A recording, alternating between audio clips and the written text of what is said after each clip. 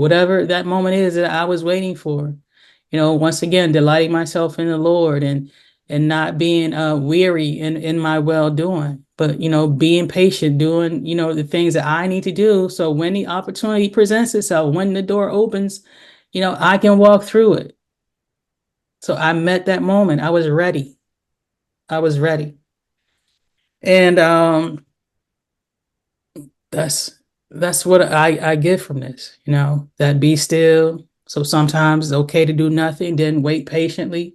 But so in the waiting, I'm still working on, if it's going for a walk, if it's running, 5 miles, if it's lifting weights, whatever it takes, in that time while I'm waiting patiently, I'm still got to be ready to meet the moment, because that's the expectation that I put out there for God. Like it said here, about my desires and the petitions. So I've been talking to God about things.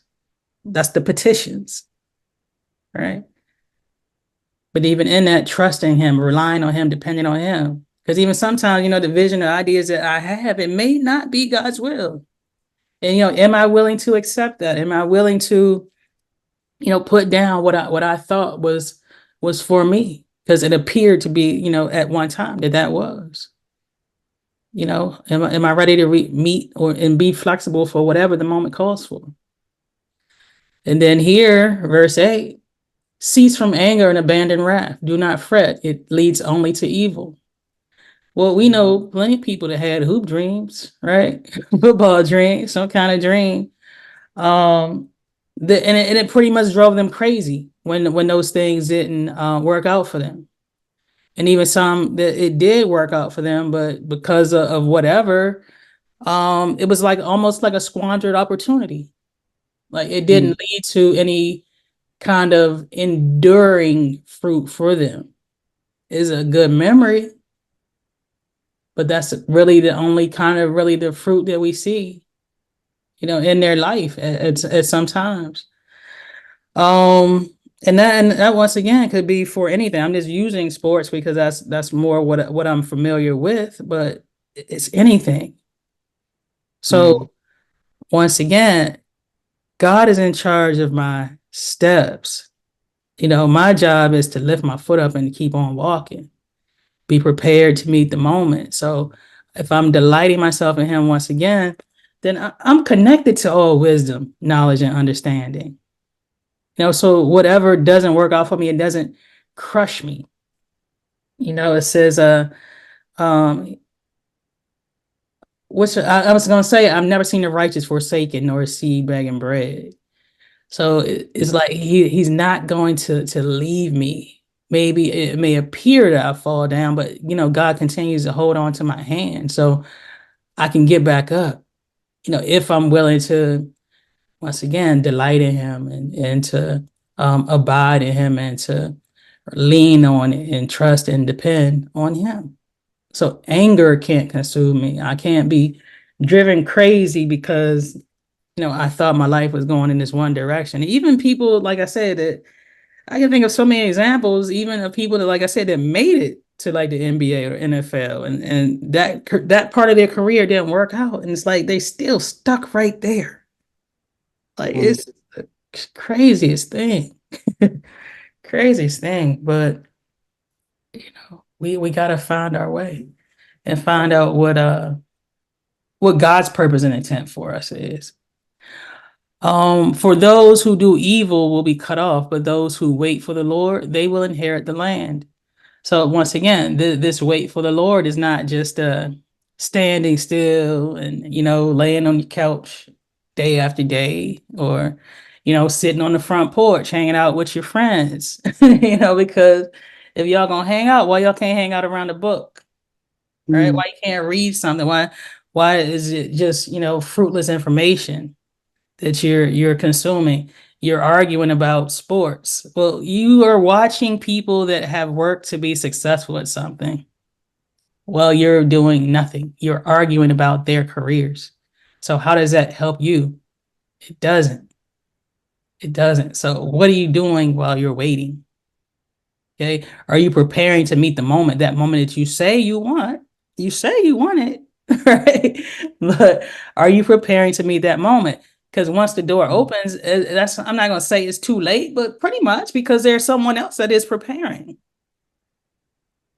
Okay, so prepare to meet the moment, create that miracle. Do your part in the miracle. Yeah, some things will happen, you didn't prepare for it, you didn't do it. I mean, that's just the goodness of God. I think we can all expect those moments, and I think we all have witnessed those kind of moments, and God, even in his goodness and in his faithfulness and his mercy, has even given us things that we did not deserve, that we absolutely did not deserve, has opened doors for us in times and in moments that we really did not deserve. But, then it's other things, you have to work for. You have to work for them. Yeah. So for yet a little while, and the wicked one will be gone forever. Though you look carefully where he used to be, he will not be found. So this once again, this goes back to that beginning. Don't be envious of them. Don't worry about what you see happening around you, or for anybody else, right? And I'm not saying that everybody around you is wicked. I'm not saying that at all. And because once again, God makes the sun to shine on the just and the unjust. Who are we to say, who God is calling just and unjust? So you're gonna see good happening for those and maybe not for you in that moment. But then how are you gonna handle the moment? Right? Are you gonna be overcome with anger? I think not, because then you're not dwelling in that place of peace. You actually abandon the place of peace because you're focusing on this other thing. Right.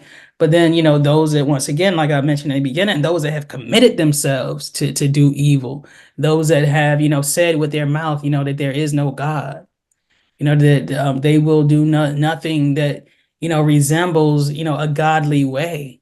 This is what this is talking about, you know, and they are just for a little while. Because remember, I said also that you reap what you sow. So if you sow wickedness, you're gonna earn wickedness. That's your reward, is more wickedness. If you sow evil, then that's your reward. You earn more evil towards your life. You take a life, then that's what you earn. All right. So basically, be taking yourself. And that could be even a spiritual thing, a spiritual death that you could die. So now you're living here, walking around the earth in a state of perpetual darkness. I don't want to end on negativity. Let me go to the next verse here. But the humble at last inherit the land and will delight themselves in abundant prosperity and peace. And I think that's actually a very good place. That's a key word right there. Humble. Because once again, I'm waiting, so I'm not standing still as I wait. That waiting is, like I said, like a service that I'm doing. I'm preparing to meet the moment, right? I'm trusting in God. I'm relying on Him. I'm delighting in Him. So there's things to do. And once again, and his words abiding in me, and I'm abiding in him. So that once again, all these things, the prerequisite things that I'm doing, and even in that, I cannot be puffed up. I gotta be humble, be humble. And know and understand it is not me, is not in my strength, not in my power, but it's in God's strength and in His power. Right. And then in my reward for those things, the humble will inherit the land. So God has a plan for me and for you, for all of us. And that plan is of peace and not evil, to bring us to an expected end. Okay. And will delight themselves in abundant prosperity and peace.